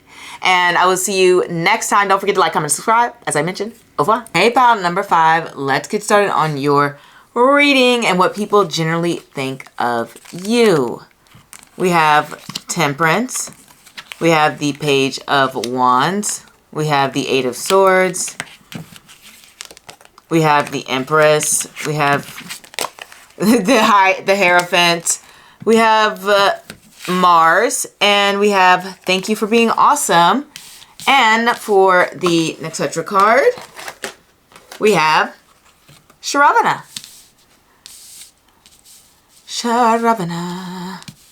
Okay, so right away, my eyes go to obviously the first card, which is Temperance, which generally people are going to see you as somebody who is going to be very balanced, very level-headed, someone who is going to be very accepting of others, someone who's going to be patient. Maybe not all the time patient, but just like a general overview of being someone who is patient, somebody who is willing to have faith in a situation and let it play out, someone who is ready to experience different worlds, different cultures, different ideas. You know, that Temperance energy is connected to that Sagittarius energy, and think of it as like a place where minds come together, like a university, right? And I also get the Hierophant connected to schooling and education as well. So since we have 2 cards, and then also Venus is a guru, since we have 3 cards connecting to education, generally people view as somebody who is very intelligent, either highly educated, very thoughtful, smart individual.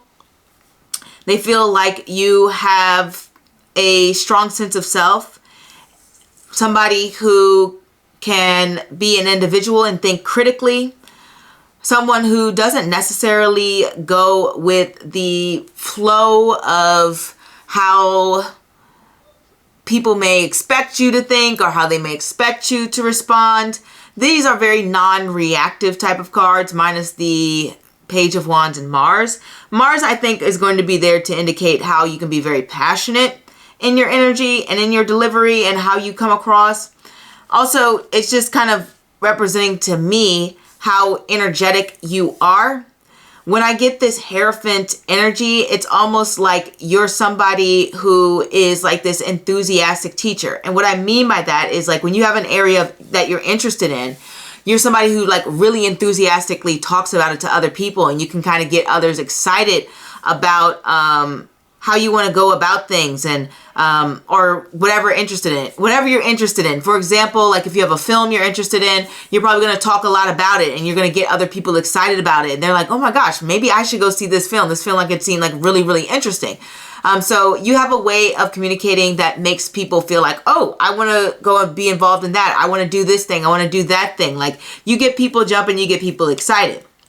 When we have this Sharavana energy here, that also lets me know not only are you good at communicating your own personal desires or things that you find exciting, is that you're also a very good listener as well. I've done a study on Sharavana, and it really connects to a lot of different symbolism, but one of the connections has to do with paying attention to the details, as well as following your intuitive nature. And it also connects with being able to interpret messages from beyond. And the Hierophant also connects to that sort of imagery as well. So people may feel like there's this sort of like divine connection that you have, Maybe they feel like, oh, this person can really contact spirit. Or that maybe you yourself, like I said, maybe you're a tarot reader. Maybe you are into astrology. Maybe you do some type of occult practice. Maybe you speak to spirits, the dead, whatever the case may be. But people feel like you have a connection to a world beyond you. Another thing about Shravana is that it connects people. It just connects things. It connects people, it connects ideas, it connects things. It's similar to that temperance energy. Similar. Not the same thing, but similar. And that they both are about connecting and blending things together. And what I mean by that in terms of what people generally think of you is they may feel like you're that person or that friend who introduces other friends to other people. I was looking up videos when it comes to like, what's that guy? He goes around in NYC. I think it's in Meet Cute NYC. And he asks these couples how they meet. And one of the most popular ways that people meet their significant others is through friends. I feel like you're that friend who is either inviting people out, or maybe you know someone and you say, hey, come tag along to this. Maybe you are somebody who just, you know, maybe you have a birthday party and then you invite all your friends and then your friends end up making friends or getting dates or something along the lines of that. But you're like this person who brings people together, or maybe you even introduce people to each other, something along the lines of that. That may not be for all of you, but I think that's at least a good 60% of you who is introducing other people to other people, and it may not even be intentional because we have this Page of Wands here, and the Page of Wands is still young. They're still kind of like testing the waters when it comes to how they want to implement their creative ideas, how they want to express themselves, and how they want to go about enacting and executing their plans. So even though you may be like, oh, wow, I love that my friends are connecting. I love that other people around me are forming relationships. And in a way, they're sort of meeting through me somehow in certain circumstances.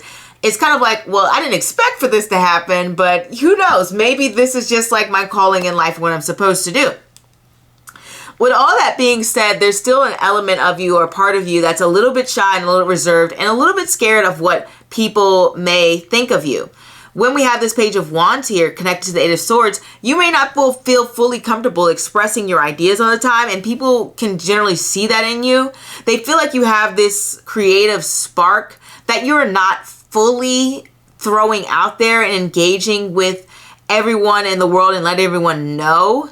But they feel like there's just so much more to you, so much more depth that you are not revealing, or so many ideas that you're not revealing because you might be a little bit fearful of what others may say, how they may come across, how they may interpret these messages, how they themselves might feel about them. You're just more concerned about like not having to shake up the room and make things uncomfortable for other people, which is a good thing because it can represent that you are pretty empathetic towards other people. Maybe to the point of a little bit of self-sabotage for yourself, because it's almost like you are hurting yourself by not fully being able to express yourself, or being a little bit more measured and controlled about the way that you express yourself. I just want to put that out there in case that's coming, so people can see a little bit of the fear and anxiety and maybe the social anxiety that you may have when it comes to, you know, fully expressing yourself and the things that you want to say all the time. But I think most of the part you kind of hold your tongue because you want to keep the peace, because when we have this Empress next to the Hierophant, we can read this as being Venus in Taurus. And Venus in Taurus, I'm not going to say all the time is this peace and loving placement, but for the most part, it is a placement that does want some sort of sense of stability, or it wants to have a dynamic in which they themselves may want to be in control of the situation. I guess most people don't see Taurus. They see Taurus as more so like this softer sign in some degrees, but a lot of Taurus energy is a lot of like dictatorship energy. So what can happen when this Venus in Taurus can be like this person, they may view you as somebody who wants to be in a position of power, which is not unusual. Who doesn't want to feel empowered or be in a position of power? Especially when we have Shravana here, which connects to, gosh, my brain's breaking, which connects to Capricorn, I think it's like, I don't know if it's in the middle. I think it is in the middle. It's in the middle of Capricorn. So it's like Capricorn at its peak type of energy. And we all know Capricorn represents authority and stability and power. So people may feel like you are somebody who is wanting to put yourself in a leadership role, wanting to put yourself in a leadership position, wanting to be able to manage and influence others. And it may not even be like in a work environment. Maybe it's in a more so, I want to start my own skating club or dodgeball club. And I want to be the person in charge of that. Or I want to own my own nail salon and I want to be the person who owns that nail salon and I want to be a boss. But either way, people view you as someone who has a very much so like boss type energy, someone who people feel like should be in charge of a situation, someone who they feel is generally going to be very complimentary towards other people in order to, make them comfortable with the fact that you may even have a little bit of a higher position above them. But people are viewing you from this lens of being someone who wants to take control and take the reins of the situation. So that is something that I see for you and when it comes to this. And then we also have thank you for being awesome. So what we have here is an appreciation for your spirit and who you are. Lots of people feel like you are somebody who is able to bring a sense of practicality in your approach to situations. So when people sort of pulling too far away from reality or getting a little bit caught up in their fantasies or they start wondering about this situation and that situation, you're like, okay, I love that. I love that you have so many ideas, but let's try to ground this and bring this into reality. And you will actually come up with a practical plan, practical steps to enact what it is that you are desiring or what it is that you are thinking about. And you'll actually put in that work and you'll actually put in that effort and you'll actually move towards these things. This can also represent that people feel like you're somebody who that when you look at a lot of situations, it may not even just be just in general, like life goals and etc. This can be even in personal relationships. You're looking to find a balance there that is suitable for everyone. Okay. You're looking to make sure that not only are you calling your friends, but your friends are calling you. Not only are you making plans with your friends, but your friends are trying to make plans with you. Not only are you looking at a relationship from a loving perspective and saying, I want to be with someone I love. I want to be with someone I care about. I want to be with someone who takes care of me. But you're also looking at things from a practical mindset and saying, okay, I want somebody who has a similar lifestyle as me. I want somebody who is going to be financially stable and knows how to spend, make, and invest money. I want to be with someone who is going to want the same things out of life as me. Like, meaning if I want 5 kids, they want 4 or 5 kids. If I want to start a business, they wouldn't mind being with a partner and being supportive of me starting that business. If I'm somebody who values education, they value education. If I'm somebody who values bodily autonomy, they value bodily autonomy. So you're looking for a sense of shared values within your relationships, your friendships, as well as your personal relationships. And people will generally view you in that light. This is not to say that you're not accepting, because we do have temperance as the first card. So you are willing to hear people out on their ideas, and people like that. People love that about you. They love that you are so open and willing to listen to different opinions and different ideas that may be different from you. So for example, let's say in America, you're a Democrat, and then somebody approaches you and they're Republican, and they start talking about all the reasons why they're Republican. And instead of getting upset, you'd be the person who would more likely try to hear them out and hear what they have to say, especially with Corona, because that's to do with listening and taking care of information. That's why it has that symbol of the ear there. because it wants to hear what people have to say quite literally. But then it also represents sort of listening to a higher sense and connecting to a higher soul purpose and taking care of others, a higher calling in life, which involves having to being open and receptive to ideas that you may disagree with or you may not find to be necessary for you. Okay. Another thing I want to look at from this combination of cards here is that we find you have a very strong mind. One thing that I've seen about Ravana is it represents a lot of pressure and weight on your shoulders. So people may feel like you have a lot of pressure, a lot of weight, and a lot of responsibilities that you have to handle and take care of. And they feel like you're somebody who people will come for quite often for advice, because I get the Hierophant quite often for advice. And you're going to have to deal with these situations that are going to be very unpredictable and very excitable and very changeable, like this Mars ruled energy. And you yourself can handle it because you have some Mars-like energy to you where you can be very focused. You can be very determined. You also can be very excitable and very enthusiastic, especially about when it comes to spending time with people you care about, mainly like your family. The Hierophant can connect to people who are like family. And then also it can connect to like work. Like if you have a job, if you work, this can really connect to that and having a strong passion for that. So people see that passion within you. And so they feel like you're somebody who can easily understand who they are as a person as well. So people are generally thinking these things about you. People have so many thoughts about you. Like pile number 5, you're like the last pile, and I have like the most information here with you guys.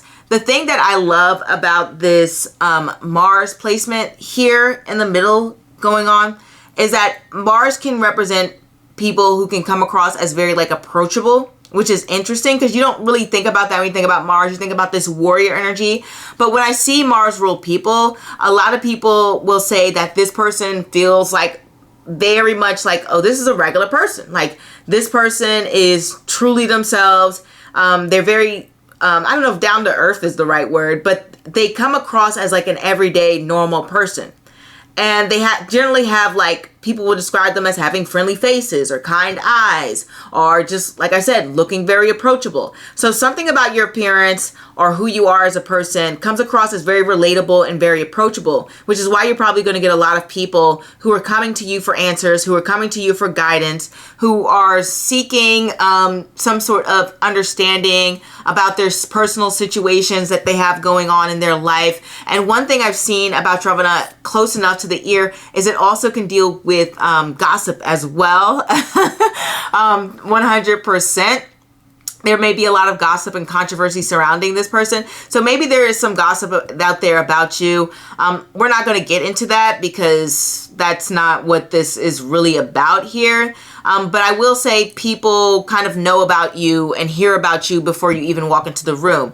And that is generally what people think about you. They're like, oh, wait, I know this person. So-and-so told me about this person. That's like what's going through their head when they generally think about you. Another thing that we have is Mars and Venus and all of this stuff. It's like connected to the body and the face. So what's happening here is that you have a very distinct physical presence or physical body that's going on here.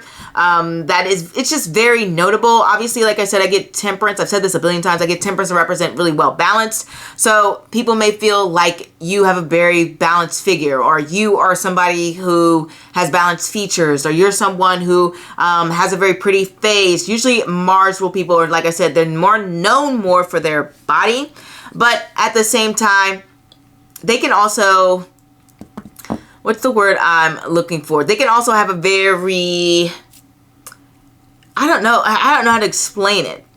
Their appearance is like, this person is known for their body, and they can focus more so on dressing in a way that emphasizes that, or in a way that comes across like I'm very casual and I'm not really trying, but I technically am trying.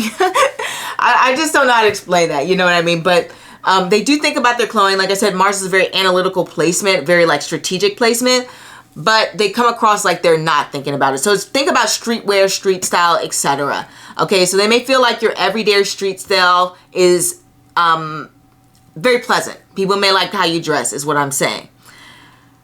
What was I going to go into? Sorry. There's a lot to cover. People feel like you're really great at taking care of other people.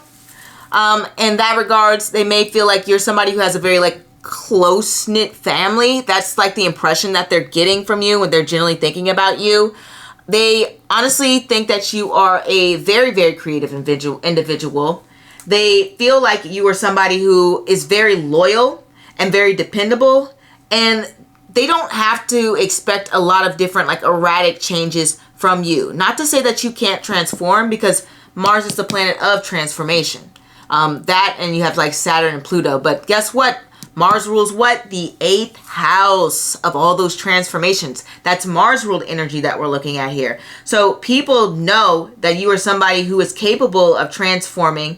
And not only that, but they feel like you make these incredible transformations that only serve to uplift your reputation and bring about this energy in which you are being shown to really fight other people's battles, is what I'm going to get here. People really feel like you're the type of person to stand up for other people, or stand up for environments, or stand up for animals, whatever the case may be. But you stand up for the people that you value, or the things that you value. That could even be another interpretation that I'm going to get into, because when we have Temperance here and we have the Hierophant here, these cards represent are in connection to belief systems, and Mars is something that's like it's a fighter. So people feel like you're somebody who really sticks by your values and really pushes to enact them and ensure that people aren't crossing the line with you, they aren't disrespecting your boundaries, and that you will fight for what you believe in.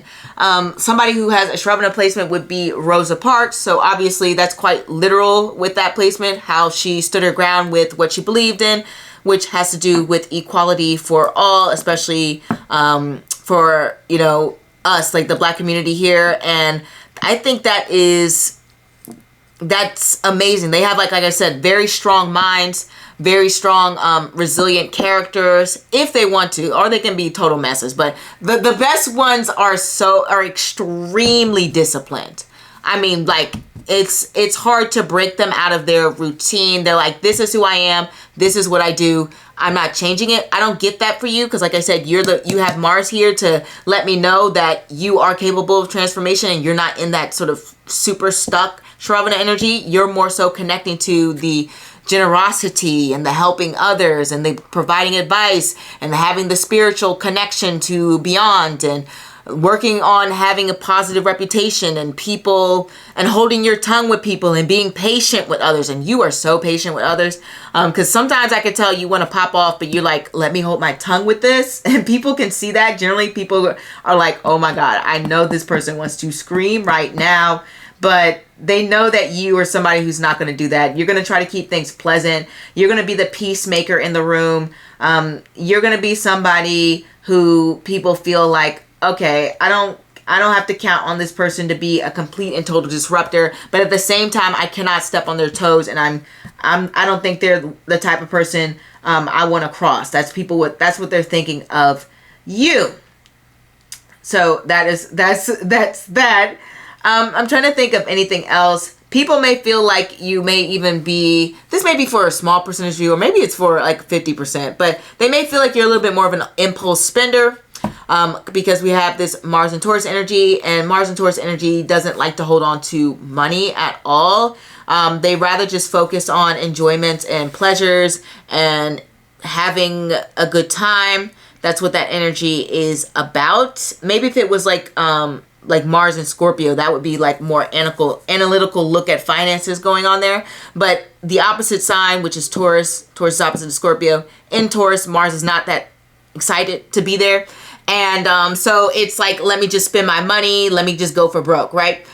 So people may feel like you spend your money, or it doesn't necessarily mean that you're broke or anything. It just means like you have an appreciation for luxury. When we have Venus and Venus and like, this is like Taurus energy. Venus and Taurus energy can act really like lavish things. Now, they may not always get those lavish things, but they will really like those things. And so people may feel like you are spending your money on lavish experiences or lavish things, something along the lines of that can be occurring. Definitely someone who is pouring a lot of energy into that area of life, or now it doesn't have to be or, actually it can actually be and or, you know what I mean? Like, or you could be doing this and you could be doing this, and you could be working hard to make a lot of money and focusing on having to build a lot of wealth. So even if you're spending a lot of money, you're also working hard to make a lot of money, especially when we have this Shravana placement here, which is always focusing on long-term goals and ambitions as well. I just want to keep that in mind as we talk about this placement. They are always focusing on the bigger picture. They're always focusing on the final outcome. They always like to keep in mind where I'm going to end up, where am I going to transform, how am I going to get there, how am I going to develop, how am I going to cross that bridge and ensure that I end up in a stable position. That is something that they usually will keep in mind. And it also can represent having strong perseverance. So people feel like you are very much someone who perseveres through situations. And then I don't know if we have a lot of traveling. Yep, footsteps and temperance. I don't know why they called it footsteps. I mean, technically, yeah, it's about like detective skills and footsteps and leaving an imprint and leaving a strong impression. But I think I already mentioned how you leave a very strong impression with people. But so I don't need to expand on that anymore. But well-traveled can possibly be something that is going on here as well. And I love how this is called the Star of Learning. So if you see my Shravana video, I talked about how so many Shravana people are really good at picking up languages. And it's so funny because I knew nothing about Shravana when I was doing that video. I was going by pure observation. So when I found out it was called the Star of Learning, I was like, oh, like it clicked for me. I was like, that's why they were picking up all those languages. That's why they were doing so well in school. That's why they were picking up all these hobbies. So people feel like you're somebody, as I mentioned before, with the education. I've already mentioned that, but they feel like you're smart. They feel like you're always growing. They feel like you're always learning. And Mars placements in general are known for having high EQs. And I think that was one of the first things I said to you, how there is a high level of intelligence here. And that's like people are really picking up on how smart you are. I think I've said everything I needed to say about you, pal, number 5. I don't know if there's anything else we need to go into unless we want to be here forever. Yeah, strong willpower, very loyal person, always somebody who wants to build a comfortable life for themselves. Like, you're not a person who likes to rough it, okay? You've already experienced some roughness in your life, and you're like, I'm not going back to that. Like, that's the thing, okay? And then, you know, this is very much like, I don't get mad, I get even type of energy. Okay, that's what I want to say here when it comes to that. And then also, you may be like, people may generally view you as being somebody who's like a bit of a foodie. With this Venus and this Hierophant and this Mars, like, this is like Venus and Mars being in Taurus coming together and having like a strong passion for food and anything to do with, like, could be makeup. It just rules the face, or anything that you ingest. Could be like, oh, I always see this person drinking water. I always see this person drinking these type of soda bottles. People are like generally feeling like, okay, this person is hydrated. This person stays hydrated. Or this person really takes good care of their skin and really into skincare. Things along the lines of that is what I was going to say here. But yeah, that's what I have for you, pal. Number 5. Please let me know if this resonates. Please let me know below if this resonates with you and how awesome you are. People are very impressed with you. People are saying really good things about you, generally. But that is what I have. Hopefully that resonates. If not, feel free to choose another pile. Or card, you could choose another reader. Maybe I'll have to read it for you. Either way, I'm happy you stopped by. Au revoir.